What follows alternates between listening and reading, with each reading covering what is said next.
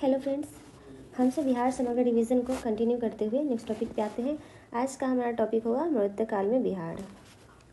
ये सीरीज़ आपके बहुत से बिहार गवर्नमेंट एग्जाम में हेल्प करेगा। एग्जाम्पल में बीपीएससी प्रीलिम्स मेंस हो गया, वनडे एग्जाम हो गया and all Bihar government exam. So Bihar समग्र के रिवीजन के लिए इस सीरीज़ के प्लेलिस्ट को फॉलो करें जिसमें डेली वीडियोज़ अपलोड किए जाएंगे।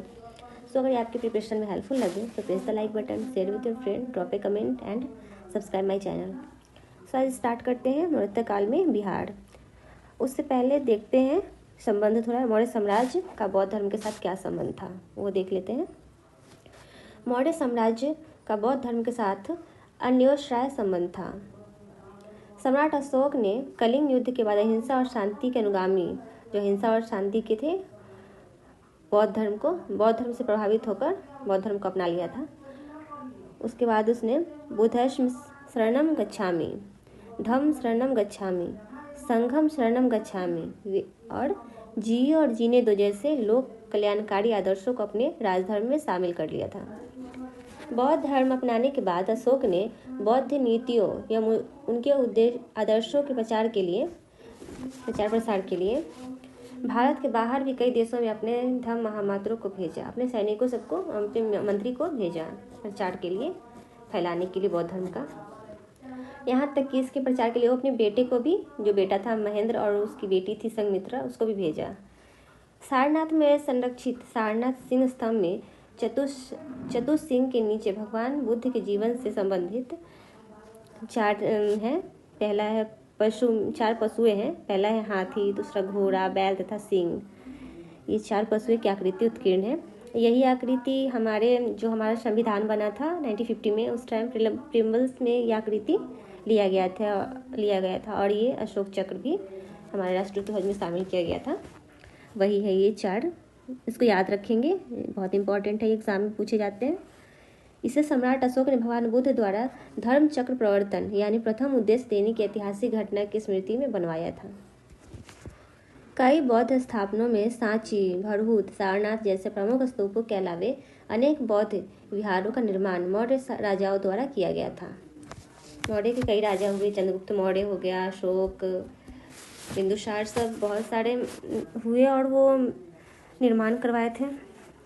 बौद्ध भिक्षुओं के वर्षावास अथवा विश्राम स्थल विहार, जिसको विहार बोलते हैं, विश्राम स्थल को बिहार नहीं विहार या विश्राम स्थल मतलब जहाँ पे सोने की जगह और आराम करने की जगह हो, के रूप में बराबर एवं नागार्जुन पहाड़ियों में कई शैलकृत गुफाओं का भी निर्माण करवाया था। अब आते हैं नेक्स्ट टॉपिक पे हमारा मरणोत्तर काल में बिहार देखते हैं। पहला है हमारा शुंग राजवंश। देखते हैं आज शुंग राजवंश।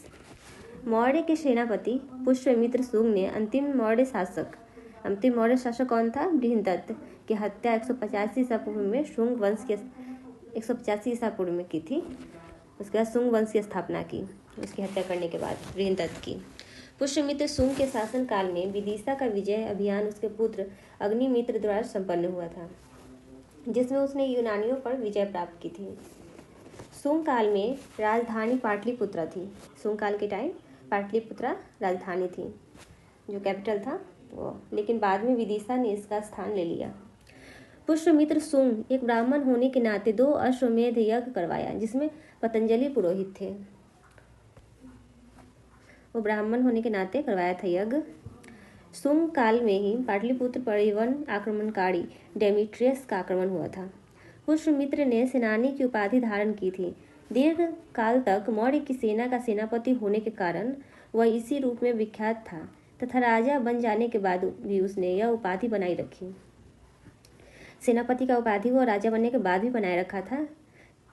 पुष्यमित्र शुंग के पश्चात इस वंश में 9 शासक और हुए, जिसमें प्रमुख थे अग्निमित्र, वसुज्येष्ठ, वसुमित्र, भद्रक, भागवत और देवभूमि। ये सब शासक बने थे पुष्यमित्र के बाद। शुंग काल में संस्कृत भाषा और ब्राह्मण धर्म का पुनस्त हुआ। मनुस्मृति के वर्तमान स्वरूप की रचना शुंग काल में ही हुई थी, जिसमें चारों वर्ण में ब्राह्मण को श्रेष्ठ बताया गया था। पुष्यमित्र शुंग। पुष्यमित्र शुंग ने मगध साम्राज्य पर अपना अधिकार जमाकर जहां एक ओर यवनों के आक्रमण से देश की रक्षा की, वहीं दूसरी ओर अपने साम्राज्य में वैदिक धर्म एवं कर्मकांडीय आदर्शों के स्थान की जो सम्राट अशोक के शासनकाल में उपेक्षित हो गए थे। इसी काल को वैदिक ब्राह्मण धर्म पुनर्जागरण का काल कहा जाता है। वैदिक या फिर ब्राह्मण धर्म पुनर्जागरण का काल कहा जाता है। विद्वानों के अनुसार शुंग काल में ही महाभारत के शांतिपूर्ण तथा अश्वमेध यज्ञ जो परिवर्तन हुआ। बौद्ध ग्रंथ के अनुसार पुष्यमित्र ब्राह्मण धर्मावलंबी होने के नाते बौद्ध धर्मावलंबियों पर बहुत अत्याचार किया और उनके बौद्ध स्थलों थे उसको ध्वस्त कर दिया, तहस नहस कर दिया।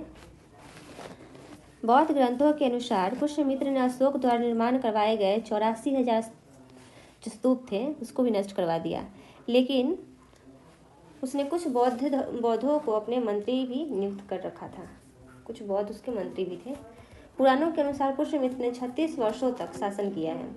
इस प्रकार उसका काल 148 ईसा पूर्व तक माना जाता है।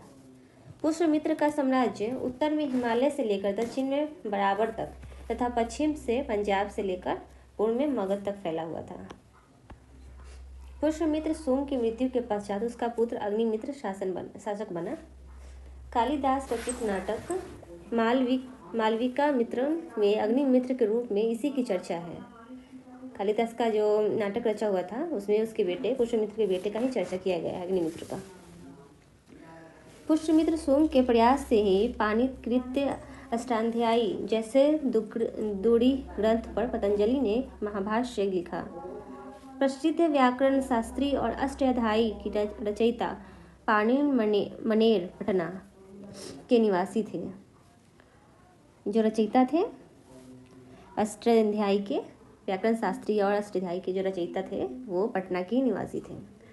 शुंग वंश के 9वें शासक भागभद्र भागवत के शासनकाल में 14वें वर्ष में तक्षशिला के यवन शासक एंटलाइकिट्स का राजदूत हेलियोडोरस ने विदिशा में वासुदेव के सम्मान में गरुड़ स्तंभ स्थापित किया। शुंग काल में पाषाण शिल्प स्थापत्य का स्वरूप ग्रहण कर अपने शिखर तक पहुंचाया।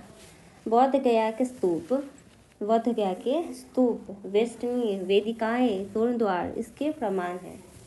शुंग काल की अनमोल ताथी बुलंदी बाग से प्राप्त स्तंभ है जिस पर अंकित नाग पुष्प शिल्प धार्मिक अभिप्राय और मान्यता का बेजोड़ प्रतिबिंब है। इसका संबंध पूजन से है, पूजा पाठ से इसका संबंध माना जाता है। बोध गया के विशाल मंदिर के चारों ओर एक छोटी पाषाण वेदिका मिली है। इसका निर्माण भी शुंग काल में ही हुआ है। इसमें कमल राजा रानी कमल राजा रानी पुरुष पशु बोधि वृक्ष छत्र त्रिरत्न कल्प वृक्ष आदि प्रमुख है, मेन है इतने। शुंगकालीन समाज में बाल विवाह का प्रचलन था तथा कन्याओं का विवाह 8 से 12 वर्ष की आयु में किया जाने लगा था।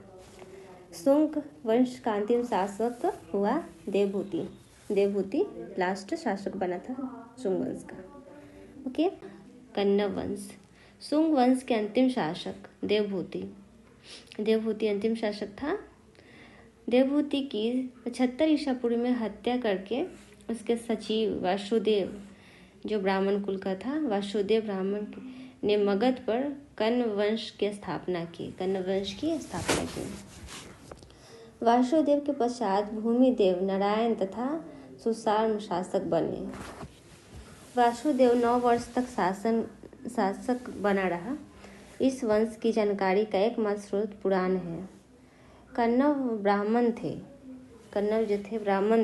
इनके शासन काल में मगध राज्य संभवतः पाटलिपुत्र के क्षेत्र तक ही सीमित हो गया था तथा मगध की राजधानी महत्व लगभग समाप्त ही हो गई थी उस टाइम, कण्व वंश के टाइम।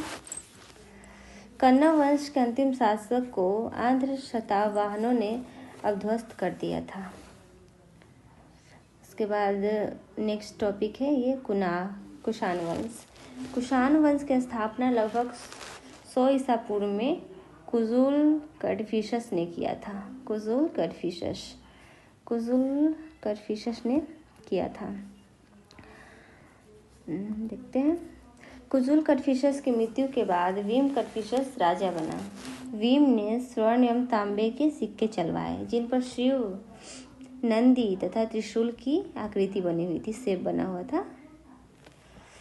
भीम कड़फिशस के बाद कनिष्क कुषाण वंश का राजा बना। कनिष्क बना था। कुषाण वंश का सर्वाधिक प्रतापी और शक्तिशाली राजा कनिष्क को ही माना जाता है। कनिष्क ने पुरुषपर पेशवार पाकिस्तान को अपनी राजधानी बनाया। पुरुषपर जो है उसको पेशवार पाकिस्तान बोलते हैं। उसको अपनी राजधानी बनाया, कैपिटल बनाया। और दूसरा जो उसका कैपिटल बना था वो मथुरा था।